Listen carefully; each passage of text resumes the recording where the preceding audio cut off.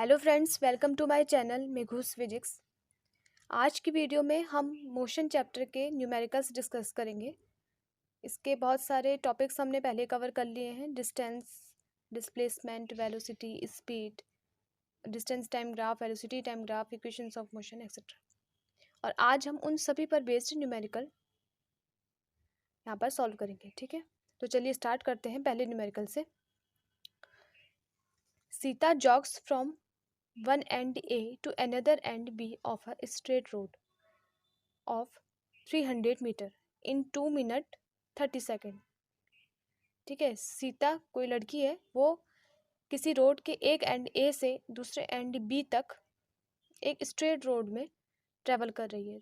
कितने? 300 मीटर के में। और कितना टाइम लग रहा है उसे? 2 मिनट 30 सेकेंड।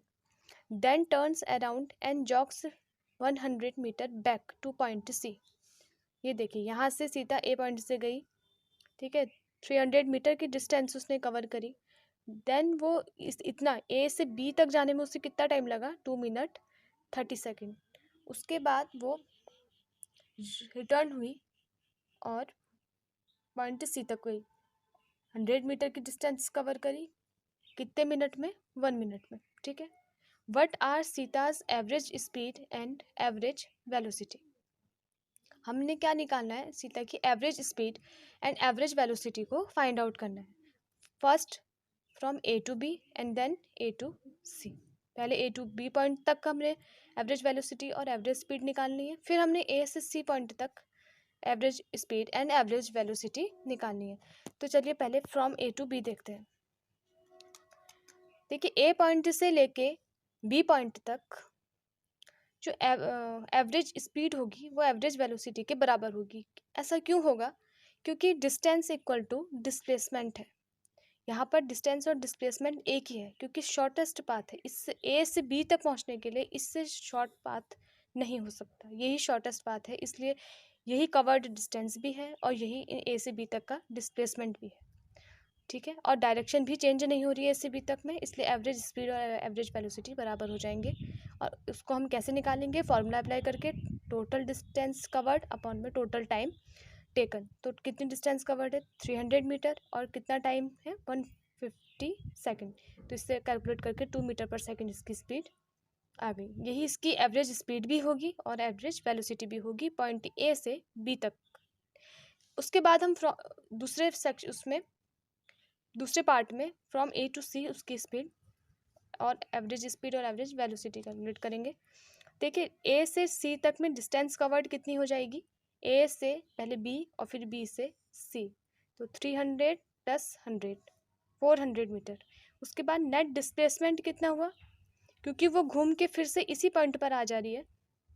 ठीक है, तो अब जो ये इनिशियल पॉइंट है और ये फाइनल पॉइंट है, इसके बीच की ये जो डिस्टेंस है, यही तो डिस्प्लेसमेंट है। और ये कितना हो जाएगा? 300 में से आप 100 हटा दीजिए, तो घटा दीजिए, तो कितना आएगा? 200 मीटर। उसके बाद एवरेज स्पीड क्या होगी? अब यहाँ पर डिस्प्लेसमेंट और डिस्टेंस कवर्ड अलग अलग है। हम देख सकते हैं कि डिस्टेंस कवर्ड तो ये पूरी है, जबकि डिस्प्लेसमेंट सिर्फ इतना है। तो एवरेज स्पीड अलग निकलेगी, distance covered upon time taken. तो डिस्टेंस कवर्ड कितनी है? 400 मीटर, 3 प्लस 100। और टाइम टेकन इसमें कितना है? पहले वाले टाइम को आप इसको सेकंड में बदल लीजिए, 2 मिनट 30 सेकेंड यहाँ से यहाँ तक में। उसके बाद 1 मिनट इसमें प्लस 60 सेकेंड। तो हमें इसको आप सॉल्व कर सकते हैं, 400 अपॉन 210 मीटर पर सेकेंड। उसके बाद हम एवरेज वेलोसिटी को कैसे निकालेंगे? Average velocity equal to net displacement upon time taken. तो नेट डिस्प्लेसमेंट कितना है? 200 मीटर का ए से सी तक की डिस्टेंस अपॉन टाइम टेकन कितना होगा? उतना ही रहेगा पूरा जितना यहाँ तक आने में रहा है, 210 सेकेंड। तो इसको हमने डिवाइड कर दिया, तो इतने मीटर पर सेकेंड इसकी एवरेज वेलोसिटी आ गई। ठीक है, तो इससे हमें ये पता चला कि हम डिस्टेंस और डिस्प्लेसमेंट में कैसे अंतर करते हैं और एवरेज वेलोसिटी और एवरेज स्पीड को कैसे निकालते हैं। चलिए नेक्स्ट न्यूमेरिकल देखते हैं। ये सभी न्यूमेरिकल इम्पॉर्टेंट हैं क्योंकि ये सभी कॉन्सेप्ट बेस्ड हैं, तो आप इनको ध्यान से देखिए और समझने की कोशिश कीजिए। दूसरा है, Abdul, while driving to school, computes the average speed for his trip to be 20 kilometre per our. ठीक है, अब्दुल कोई लड़का है, वो अपने स्कूल को जाता है और अपनी जाने में जो उसकी एवरेज स्पीड है उससे वो कितना कंप्यूट करता है, 20 kilometre per our. On his return trip along the same route there is less traffic and average speed is 30 kilometre per our. अब रिटर्निंग जो उसका मोशन है, रिटर्निंग जो ट्रिप है, उसमें उसके एवरेज स्पीड को उसने कितना कैलकुलेट किया, 30 kilometre per our. What is the average speed of Abdul trip. अब हमसे पूरी ट्रिप की एवरेज स्पीड पूछी गई है. तो सबसे पहले हम क्या करेंगे, देखिए एवरेज स्पीड हम ऐसे नहीं निकाल सकते हैं कि हमें 2 स्पीड दे रखी है, हमने उनका एवरेज निकाल लिया, ये तरीका नहीं होता है. तो हम फॉर्मूला अप्लाई करेंगे एवरेज स्पीड का. Average speed equal to total distance covered upon में टोटल टाइम टेकन. तो अब हमें डिस्टेंस तो नहीं पता है ना कि अब्दुल के घर से उसके स्कूल की कितनी डिस्टेंस है. तो सबसे पहले हमें डिस्टेंस को मानना पड़ेगा कि कितना है ये, let total distance x kilometre. ठीक है, जैसे कि ये अब्दुल का घर है और ये स्कूल है. ठीक है, ये होम और ये स्कूल, और यहाँ पर हमने माना कि x किलोमीटर इसकी डिस्टेंस है इनके बीच की. ठीक, अब वो स्कूल से घर से स्कूल गया x किलोमीटर चल के. ठीक है, और अगर वो स्कूल से फिर से घर आ रहा है रिटर्निंग ट्रिप, तो वो भी फिर से x किलोमीटर से जाना पड़ेगा. तो अगर टोटल डिस्टेंस कवर्ड उस पूरी ट्रिप में कहेंगे तो कितनी हो जाएगी, 2x. ठीक है, x प्लस x 2x. अब देखिए speed equal to distance upon time. इस फॉर्मूले से टाइम कितना हो जाएगा, डिस्टेंस अपॉन स्पीड. तो forward trip time taken t1 निकाल लीजिए, डिस्टेंस कितनी x, ये अपॉन में स्पीड, कितनी स्पीड से जा रहा है वो जाते टाइम, 20 किलोमीटर पर आवर. तो t1 हमें मिल गया. उसके बाद for returning trip time taken कितना हो जाएगा, x, ये रिटर्न जा रहा है वो, तब x ही तो कवर करेगा पूरी, और अपॉन में 30 किलोमीटर पर आवर.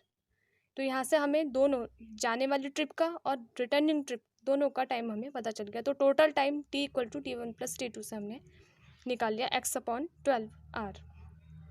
अब हम एवरेज स्पीड का फॉर्मूला बहुत ईजिली लगा सकते हैं क्योंकि हमें टोटल डिस्टेंस पता है, 2x, जाने में x फिर आने में x, फिर ऐसे ही टोटल टाइम टेकन जो कि x अपॉन 12 हमने ये कैलकुलेट किया है. जब हम वैल्यू रख देंगे फॉर्मूले में, x कैंसिल हो जाएगा और हमें कितनी मिल जाएगी, average speed 24 kilometre per our.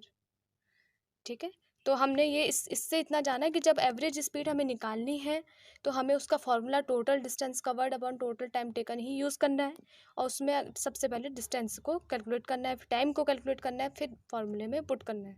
Okay, चलिए नेक्स्ट न्यूमेरिकल देखते हैं. A driver of a car traveling at 52 km per hour applies brakes and accelerates uniformly in the opposite direction. ठीक है, कोई कार है जो कि 52 किलोमीटर पर आवर की स्पीड से चल रही है और उसका ड्राइवर एक ब्रेक अप्लाई करता है. ठीक है, और अपोजिट डायरेक्शन में उसको एक्सेलरेशन मिलता है. अपोजिट डायरेक्शन में एक्सेलरेशन का क्या मतलब है, नेगेटिव एक्सेलरेशन, जो कि कार को रोक देगा. ठीक है, उसकी स्पीड को कम किया जा रहा है. The car stops after 5 second. 5 second लगते हैं कार को स्टॉप होने में.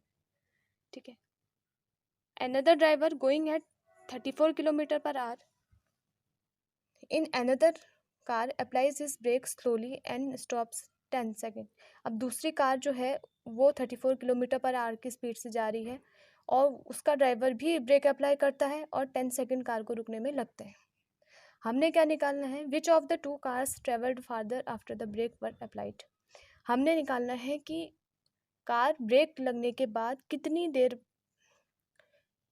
जैसे कि मान लीजिए 5 सेकेंड पहली वाली कार के लिए है, 10 सेकेंड दूसरी वाली कार लगाती है स्टॉप होने में, तो कितनी डिस्टेंस वो कवर कर रही है ब्रेक लगने के बाद रुकने में. ठीक है, इसको हम स्टॉपिंग डिस्टेंस भी कहते हैं, जिसका फॉर्मूला कभी आगे की क्लास में 11th में आप पढ़ेंगे. फिलहाल इस चैप्टर में हम वो नहीं डिस्कस कर रहे हैं अभी, तो इसको हम अभी लॉन्ग मेथड से ही देखते हैं कि हम इसको कैसे निकालेंगे. तो देखिए फर्स्ट कार के लिए initial velocity u equal to 52 kilometre per hour, जो कि हमको फर्स्ट कार के लिए दी गई थी. इसको हमने किलोमीटर पर आवर को हमने मीटर पर सेकंड में चेंज कर लिया. इसके लिए हमने 5/18 से हम मल्टीप्लाई करते हैं, ठीक है।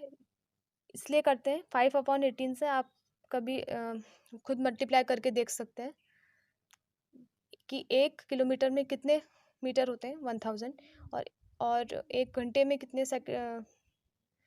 सेकंड होते हैं, 3600 सेकंड होते हैं। तो जब आप वैल्यू पुट करेंगे और उसको कैंसिल करेंगे तो 5/18 ही हमें मिलता है। इसलिए हम कभी भी जब किलोमीटर पर आवर को मीटर पर सेकंड में चेंज करेंगे तो 5/18 से सीधे मल्टीप्लाई कर देंगे। उसके बाद हम देखिए ultimately car stops, so final velocity equal to 0। Car last में स्टॉप होगी, इसलिए फाइनल वेलोसिटी को हमने 0 ले लिया, जो कि सही है। कार लास्ट में स्टॉप होगी। फिर टाइम 5 सेकेंड पहली वाली कार के लिए। अब हमें देखिए इस क्वेश्चन में क्या पूछा गया था, एस, कि कितनी डिस्टेंस वो कवर करती है रुकने से पहले। तो एस निकालने के लिए ये फॉर्मूला है, ये सेकंड इक्वेशन ऑफ मोशन। लेकिन इसके लिए हमें यू पता होना चाहिए, टी पता होना चाहिए, ए एक्सेलरेशन पता होना चाहिए। तो हमें यू और टी तो पता है, टाइम पता है हमें, टी, यू हमें पता है, पर हमें एक्सेलरेशन की वैल्यू नहीं पता है। तो इसको निकालने के लिए हम v equal to U plus A T ये अप्लाई करेंगे, क्योंकि हमें यहाँ पर v के बारे में पता है, u के बारे में पता है, t के बारे में पता है। तो ये सब वैल्यू हमने यहाँ पे रख दी और a की वैल्यू हमें मिल गई नेगेटिव, ठीक है। नेगेटिव ही मिलेगी वैसे भी, क्योंकि कार स्टॉप हो रही है, उसको डीएक्सलरेट किया जा रहा है, तो यहाँ पर नेगेटिव एक्सेलरेशन है तो नेगेटिव का साइन आएगा। अब साइन सहित हमने ये वैल्यू विथ साइन यहाँ पर पुट कर दी और एस की वैल्यू हमें कैलकुलेट करके 36.11 मीटर मिल गई, ठीक है। ये फर्स्ट कार की डिस्टेंस है जो वो ब्रेक लगाने के बाद रुकने से पहले कवर करेगी, ठीक है। 36 मीटर खिसकने के बाद ही कार रुकेगी। आपने देखा भी होगा जब हम किसी कार में या किसी बस में ट्रैवल करते हैं और अचानक ब्रेक अप्लाई होते हैं तो थोड़ा खिसक के वो बस या कार रुकती है, ठीक है। थोड़ा सा दूरी तय वो करती है, तो वो डिस्टेंस जो होती है वो 30 मतलब वो स्टॉपिंग डिस्टेंस कहलाती है। इस केस में इस कार के लिए कितनी आई है, 36.11 मीटर। अब for second car initial velocity देख लीजिए कितनी है, 34 किलोमीटर पर आवर। इसको हमने चेंज कर लिया मीटर पर सेकंड में।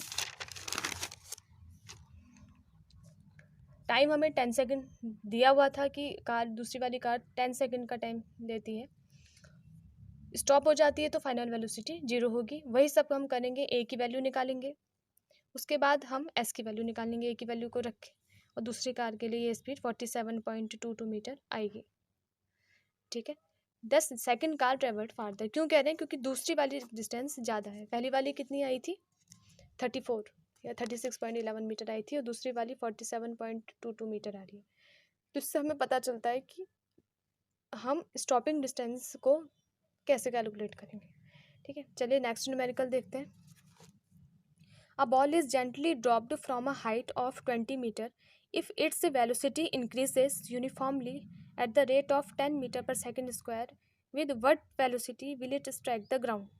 कोई बॉल है जिसको 20 मीटर की हाइट से ड्रॉप किया जा रहा है, ठीक है। उसकी वेलोसिटी जो है वो यूनिफॉर्मली इंक्रीज हो रही है, किस रेट से, 10 मीटर पर सेकंड के रेट से। अब देखिए यहाँ पर डायरेक्टली ये नहीं कहा गया है कि ये एक्सेलरेशन है, लेकिन वेलोसिटी इंक्रीज हो रही है और यूनिफॉर्मली हो रही है, इसलिए ये जो 10 मीटर पर सेकंड स्क्वायर है ये क्या है, एक्सेलरेशन है जो कि बॉल को मिल रहा है। With what velocity will it strike the ground, वो किस वेलोसिटी से स्ट्राइक करेगी ग्राउंड को, after what time it will strike the ground, और कितना टाइम इसमें लगेगा। तो कैसे करेंगे हम इसे, हमें क्या क्या दे रखा है, हाइट, तो हाइट यहाँ पर टोटल डिस्टेंस कवर्ड हो जाएगी, क्योंकि जितनी हाइट तक वो बॉल गिरेगी वही उसकी कवर्ड डिस्टेंस है। Since the ball is gently drop that means it is initially in rest position, ठीक है। ये देख लीजिए यहाँ से कोई बॉल को, ये कोई बॉल है, इसे यहाँ ड्रॉप किया जा रहा है, ठीक है। तो ये 20 मीटर की डिस्टेंस यहाँ कवर करके ये ग्राउंड से स्ट्राइक हो गई, ठीक है। यहाँ पर बॉल आ गई, ये कितने मीटर है, 20 मीटर, ठीक है। ये हाइट है 20 metre, h equal to 20 metre की हाइट है, तो यही डिस्टेंस कवर्ड भी हो जाएगी। It is initially in rest position, क्योंकि जब भी हम किसी ऑब्जेक्ट को फ्रीली ड्रॉप कराते हैं तो ऐसी कंडीशन में हम उसे रेस्ट पोजिशन में ही मानते हैं, क्योंकि अगर उसे कोई वेलोसिटी दी जाएगी तो वो मेंशन ज़रूर होगी क्वेश्चन में। अगर क्वेश्चन में मेंशन नहीं है तो ऐसी कंडीशन में हम उसे रेस्ट में मानते हैं, ठीक है। सो इनिशियल वेलोसिटी ऐसे में 0 हो जाएगी। अब हमसे क्या पूछा गया था कि किस वेलोसिटी से वो बॉल ग्राउंड को स्ट्राइक करेगी, ठीक है। अब हम v को निकालने के लिए v equal to U plus AT लगा सकते थे फॉर्मूला, लेकिन यहाँ पर टाइम के बारे में कोई डिस्कस नहीं किया गया। टाइम तो हमें क्वेश्चन में फाइंड आउट करना है कि कितने टाइम में वो स्ट्राइक करेगी, तो वो तो हमें पता ही नहीं है। तो जितना हमें पता है वो है हम इनिशियल वेलोसिटी, ठीक है। दूसरा डिस्टेंस, ये s पर हमें पता है, तो ऐसा फॉर्मूला लगाएंगे जिससे कि हम इजीली कैलकुलेट कर सके। तो थर्ड इक्वेशन ऑफ मोशन लगेगी v square equal to U square plus 2as। यहाँ से हमें सब कुछ पता है, एक्सेलरेशन गिवन है, ये गिवन है, ठीक है। u भी पता है, तो यहाँ से हम v की वैल्यू इजीली निकाल सकते हैं। हमने वैल्यूज पुट करी और v की वैल्यू हमें मिल गई। This is the final velocity with which ball will strike the ground. यही फाइनल वेलोसिटी होगी जिससे ये बॉल यहाँ पर स्ट्राइक करेगी, ठीक है।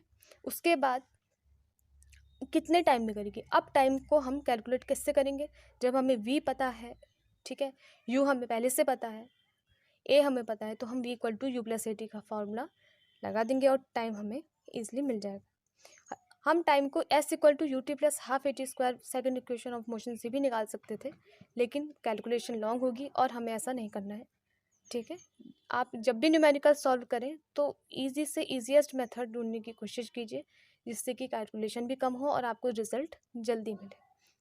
दैट मीन्स आफ्टर 2, यहाँ पर t इक्वल टू 2 सेकेंड आया, 2 second ball will strike the ground, तो यही टाइम है t, इतना टाइम इसको लगेगा, ठीक है। तो यहाँ से ड्रॉप होने के 2 सेकेंड के बाद बॉल जो है वो ग्राउंड को स्ट्राइक करेगी। तो ये कुछ न्यूमेरिकल हमने देखे जिसमें हमने इक्वेशन ऑफ मोशन का यूज़ कैसे करते हैं ये भी देखा, डिस्टेंस, टाइम, डिस्प्लेसमेंट, इन सभी टॉपिक्स को डिस्कस किया। आगे कुछ और इम्पोर्टेंट न्यूमेरिकल हम डिस्कस करेंगे जो थोड़ा कॉम्पिटिटिव एग्ज़ाम के लिए भी यूज़फुल होंगे।